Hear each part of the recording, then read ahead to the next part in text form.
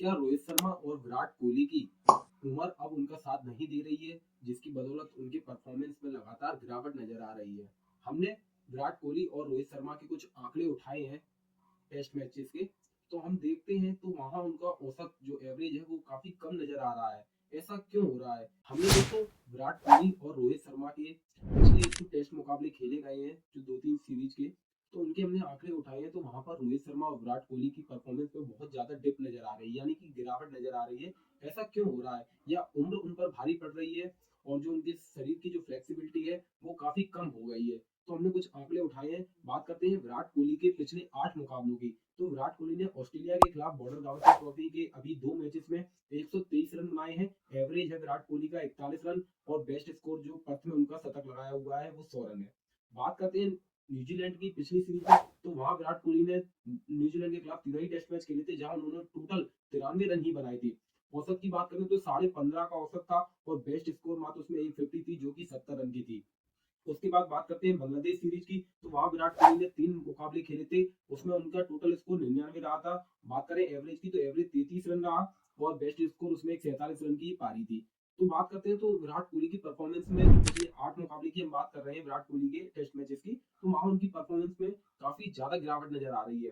क्या का पड़ाव है जिस वजह से विराट कोहली की परफॉर्मेंस इतना डिप हो रही है? या उनकी आई साइड थोड़ा कमजोर हो गई? हर बार उनके आउट होने का तरीका सेम है, हर चौथे पांचवें स्टंप की बॉल को हर बार छेड़ते हैं, या स्लिप में कैच दे देते हैं, या विकेट कीपर को कैच थमा देते हैं। और कभी कभार हमने देखा है कि सीधी बॉल पर एलबीडब्ल्यू और बोल्ड भी हो रहे हैं।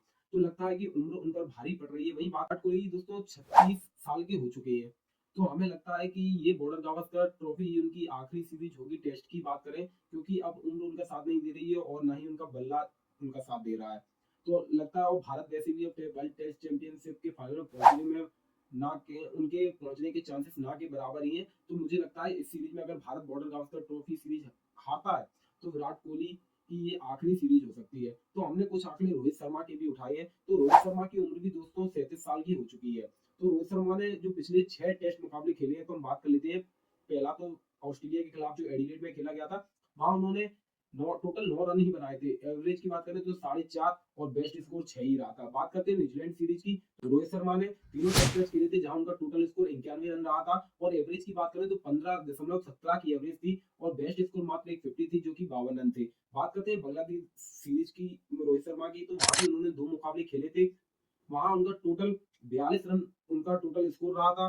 और एवरेज की बात करें तो वहां उनका एवरेज 10.10 का एवरेज रहा, और बेस्ट स्कोर की बात करें तो मात्र 23 रन।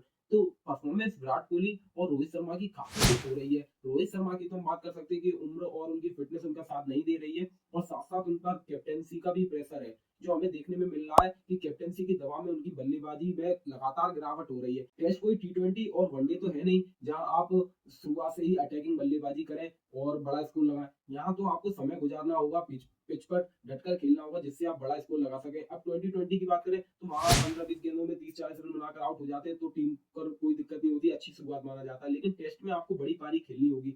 मुझे नहीं लगता कि रोहित शर्मा और विराट कोहली एक सीरीज के बाद भारतीय टीम के लिए कंसीडर्ड होंगे, या बोर्ड उन्हें खुद ही कह देगा कि आप रिटायरमेंट ले लीजिए, हम युवाओं को मौका देना चाहते हैं। अभी तो फिलहाल इतना कहना जल्दबाजी होगा, क्योंकि बॉर्डर गावस्कर ट्रॉफी के अभी 3 मैचेस बचे हैं।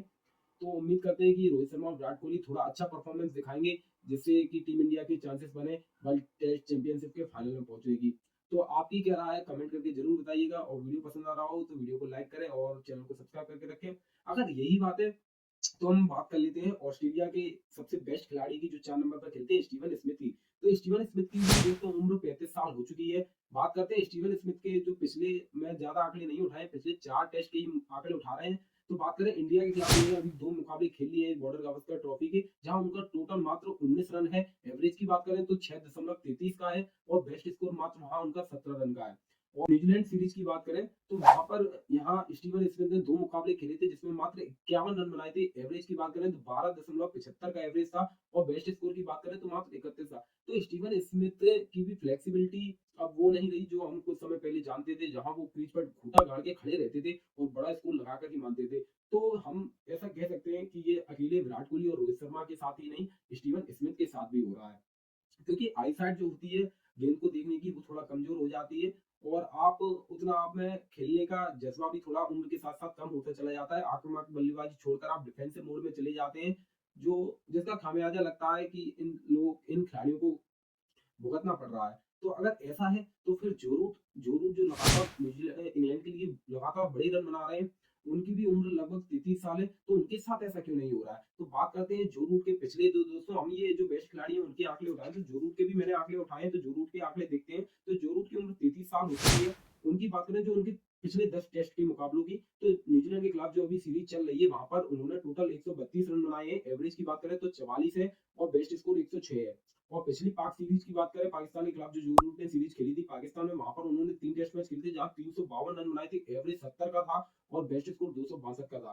के खिलाफ श्रीलंका में ही दोस्तों अभी जो रूट ने 3 टेस्ट मैच खेले थे वहां 375 टोटल रन बनाए थे, एवरेज 75 का था और 143 बेस्ट स्कोर था। उससे पहले दोस्तों उन्होंने वेस्ट इंडीज के खिलाफ वेस्ट इंडीज में 2 टेस्ट मैच खेले थे जहां उनका टोटल स्कोर 291 था, एवरेज 72.75 और बेस्ट स्कोर 122 था। तो जो रूट की दोस्तों बल्लेबाजी में डिप क्यों नहीं हो रहा है? क्योंकि जो रूट जो है वो इंग्लैंड के साथ मिलकर चल रहे हैं। वो तेज बल्लेबाजी कर रहे हैं, डिफेंसिव माइंडसेट नहीं अपना रहे हैं और अटैकिंग बल्लेबाजी करते हैं, खुलकर बल्लेबाजी करते हैं, आउट होने के डर से नहीं खेलते। टेस्ट में क्या होता है कि फील्डर अंदर रहते हैं, रिंग के अंदर रहते हैं, तो आप उठा-उठा के मार सकते हैं और इतने चांसेस नहीं रहते। लेकिन हमने जहाँ जुरू की बल्लेबाजी में एक और चीज़ देखी है कि वो reverse pedal, sweep, slow sweep सारे उनके शॉट खुले हुए हैं। जबकि बात करें विराट कोहली और ये अपने जो उनका जो वी में खेलने का तरीका है उसी तरीके से चलते हैं और जो रूट आगे पीछे ग्राउंड के चारों जितनी दिशाएं हैं वहां पर शॉट खेलते हैं, तो जिससे फील्डर जो कप्तान होता है अपोनेंट का उसको फील्डिंग सेट करने में ही परेशानी होती है। जबकि आप रोहित शर्मा विराट कोहली के लिए देख सकते हैं, ये ना स्वीप मारते हैं ना रिवर्स स्वीप मारते हैं, तो इनके लिए फील्डिंग जमाना थोड़ा आसान होता है।